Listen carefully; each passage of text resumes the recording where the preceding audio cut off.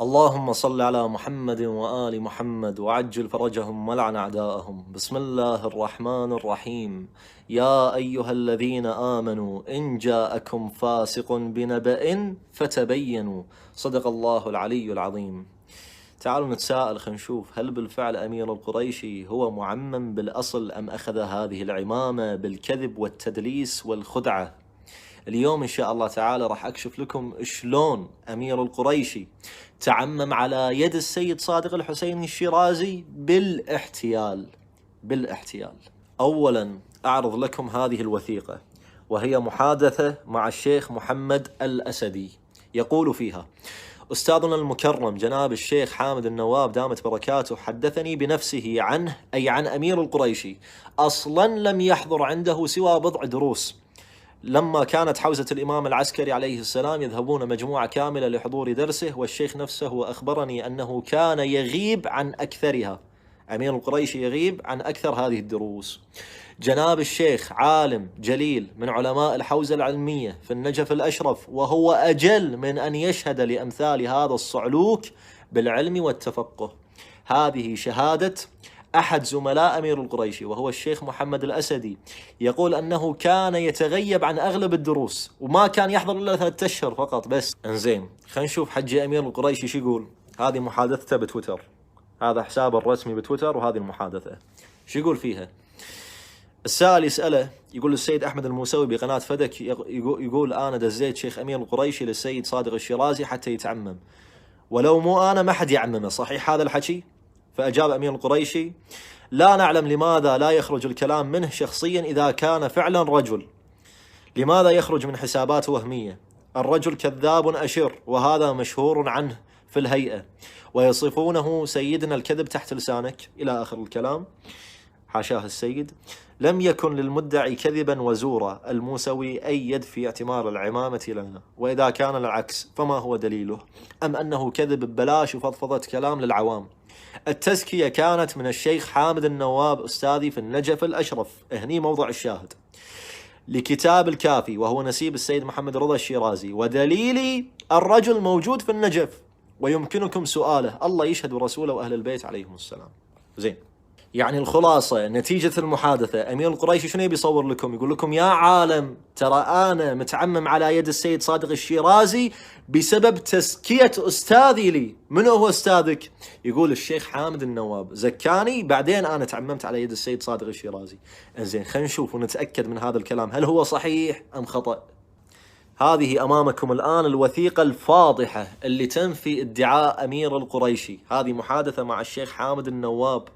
خلينا نشوف هل بالفعل الشيخ حامد النواب زكى أمير القريشي عند السيد صادق الشيرازي، وبسبب الشيخ حامد النواب تم تعميم أمير القريشي. هل هذا صحيح أم كذب في كذب؟ خلينا نشوف المحادثة. محادثة مع الشيخ حامد النواب، يقول فيها السائل المتحدث: السلام عليكم ورحمة الله وبركاته شيخ حامد الكريم، عظم الله لنا ولكم الأجر. عفوا شيخ، عندي سؤال إذا تسمح لي. هل صحيح يا جناب الشيخ النواب الكريم قد زكيتم المدعو أمير القريشي لدى السيد المرجع الشيرازي حفظه الله لتعميمه؟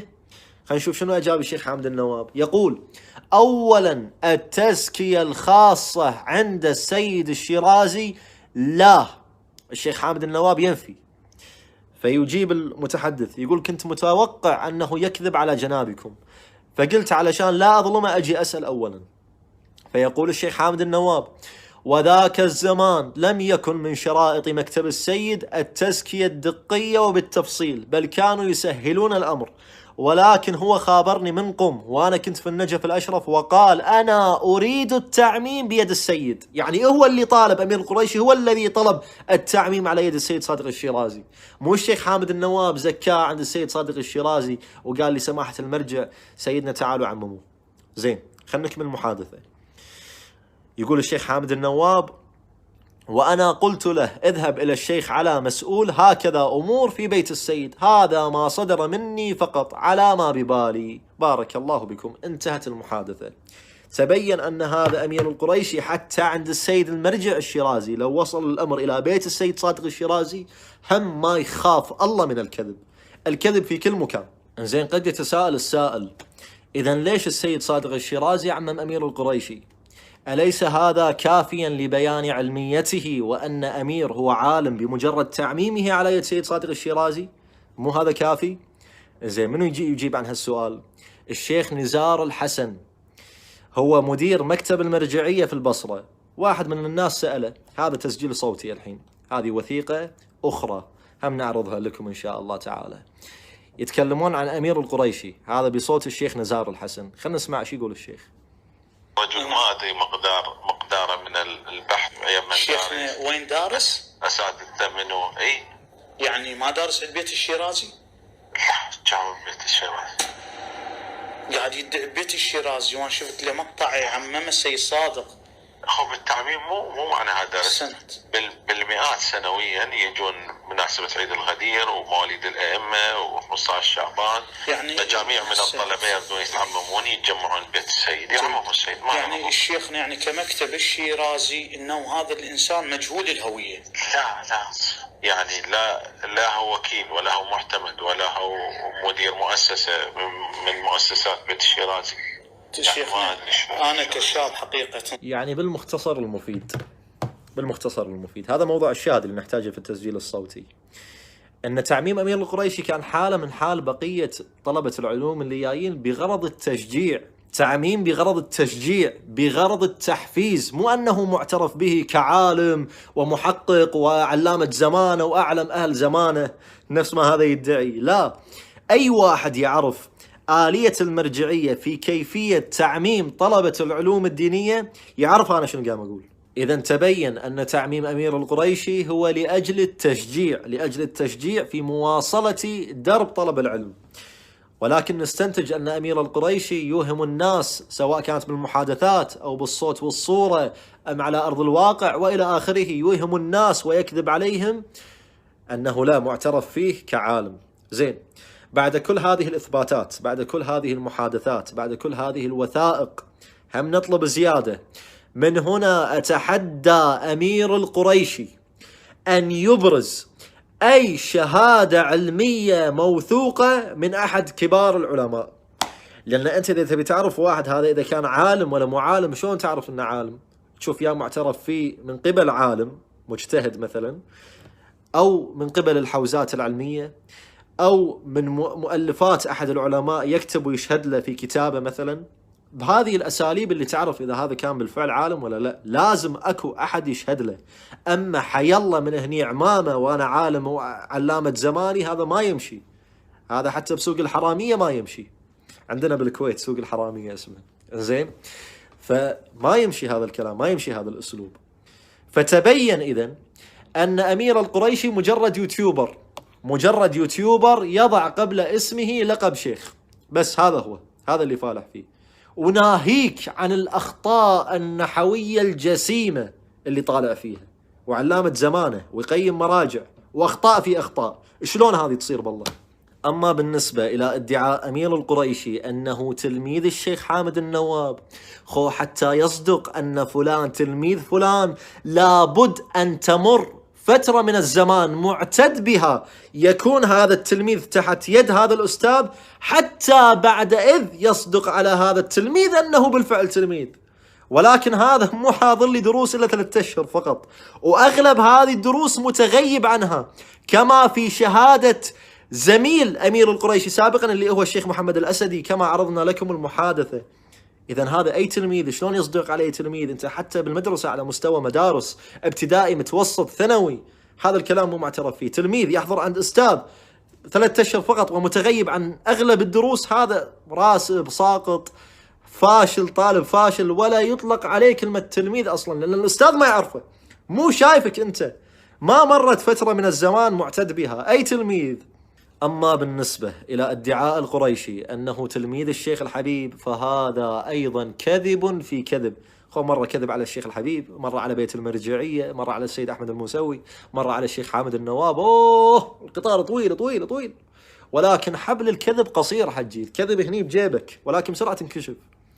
زين، هو حضر عند الشيخ الحبيب شوية دروس سوى 4 أسابيع فقط، وكان لما يحضر هذه الدروس كذلك كان فيها بليد الذهن، أبله، كل شيء ماكو، كل شيء ما يفتهم.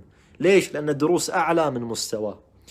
ويحضرني ها هنا الاعتراف الصوتي لخالد الشمري، يقول أن علي الكندي ما يشتري أمير القريش بفلس. خوش اعتراف هذا.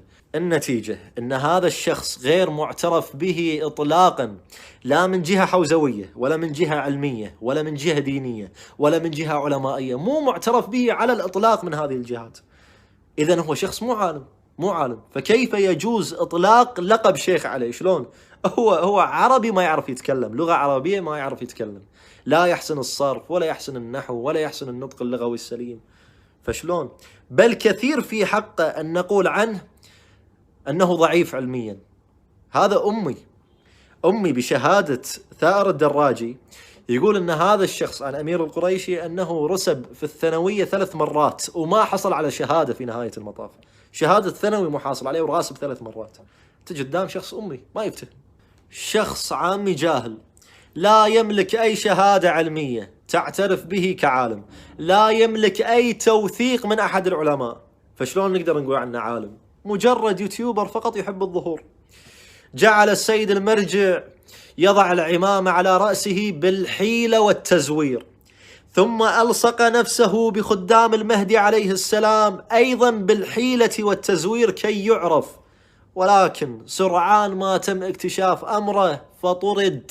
لعل سائل يسأل يقول إذا كان هذا الشخص ليس من أهل العلم ليس من العلماء، فكيف الأخوة في الاتحاد سمحوا له أنه يطلع في قناتهم اللي هي قناة فدك، يطلع بالصوت والصورة؟ كيف تم هذا الأمر؟ شلون سمحوا له؟ الجواب على شقين، وأما الشق الأول اللي بإمكانه، اللي عنده الإمكانية بأن يخدع الإدارة المرجعية، بحيث هذه الإدارة المرجعية تدخله إلى السيد المرجع ومن ثم يتم وضع العمامة على رأسه، هذا بإمكانه أن يخدع حتى الإدارة الاتحادية بحيث يتم العمل فيها، يقدر. ولكن من الواضح أن في الحالتين تم إدخاله كطالب مو كعالم، كطالب يطور من نفسه علميا عمليا، يعني هو طالب في الأساس، مو عالم نفس ما يصور حق الناس ويكذب عليهم، مو عالم. هو إلى الآن ما نال أي شهادة أي وثاقة من أحد العلماء، شلون صار عالم؟